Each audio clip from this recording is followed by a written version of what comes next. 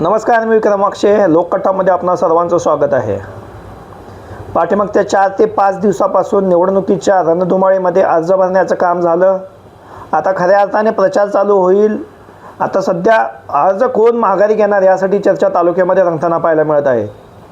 परंतु निंबवडे जिल्हा परिषद गट असा आहे की यामध्ये प्रचाराच्या यंत्रणा ह्या पाठीमागच्या 3 ते 4 महिन्यापासून धुमाकूळ घालत आहेत.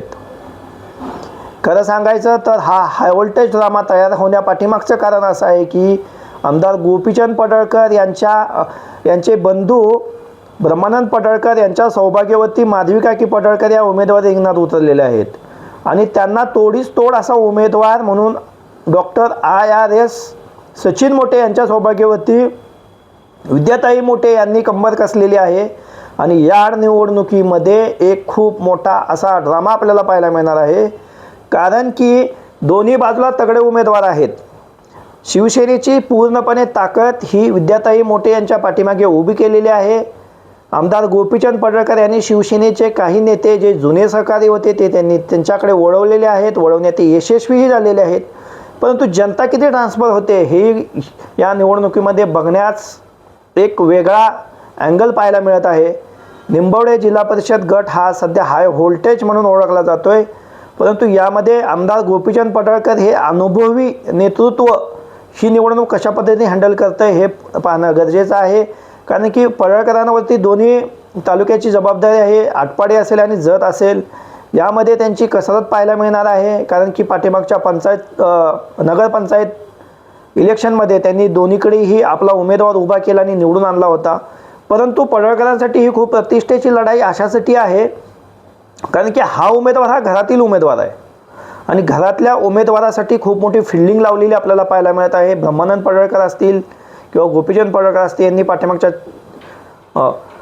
निवडणुकीच्या आधी संवाद मेळावा आयोजित केला होता. खूप मोठा प्रतिसाद मिळाला होता. त्यानंतर विद्याताई मोटे यांनी खूप मोठ्या जनसमुदायातून अर्ज भरला होता. गोपीचंद पडळकर यांनी शक्तीप्रदर्शन करत वेगवेगळ्या यंत्रणा उभारलेल्या होत्या. वेगवेगळे प्रचाराचे तंत्र वापरलेले होते. अर्ज भरताना त्यांनी खूप साऱ्या लोकांना एकत्र केलं होतं. याच्यातून हाय व्होल्टेज ड्रामा आपल्याला पाहायला मिळणार आहे. निवडणुकीमध्ये कोण निवडून येईल याची सर्वांना उत्सुकता आहे. दबक्या आवाजामध्ये अशी चर्चा आहे की हा जो निंबवडे जिल्हा परिषद गट आहे याच्यामध्ये कोण निवडून येईल हे अजूनपर्यंत कोणालाही सांगता येत नाही. अशा पद्धतीचं खूप वेगळं वातावरण आपल्याला पाहायला मिळत आहे. त्यानंतर निंबवड्यामध्ये विक्रम देवडकर असतील किंवा जयवंत सरकार असतील यांच्या तिकिटावरून वाद निर्माण झालेला आहे. या वादाचा विरोधक फायदा उठवण्याच्या तयारीत आहेत.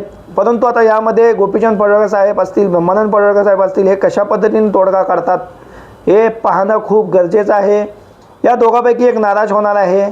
त्या नाराजाला कसं शमवणार हे पाहणं खूप गरजेचं आहे. त्यानंतरच खऱ्या अर्थाने भारतीय जनता पार्टीचा प्रचार हा सुसाट वेगाने धावणार आहे. तोपर्यंत त्यांना स्पीड ब्रेकर लागलेला आहे असं मला वाटतं. परंतु शिवसेनेचा जो उमेदवार आहे विद्याताई मोटे असतील आणि पंचायत समितीचे जे बाकीचे जे उमेदवार आहेत ते सुसाट वेगाने धावताना आपल्याला पाहायला मिळत आहेत. खूप चांगल्या पद्धतीने त्यांनी इलेक्शन कॅम्पेन आखलेलं आहे. पडळकरांनीही खूप चांगल्या पद्धतीने इलेक्शन कॅम्पेन आखलेलं आहे.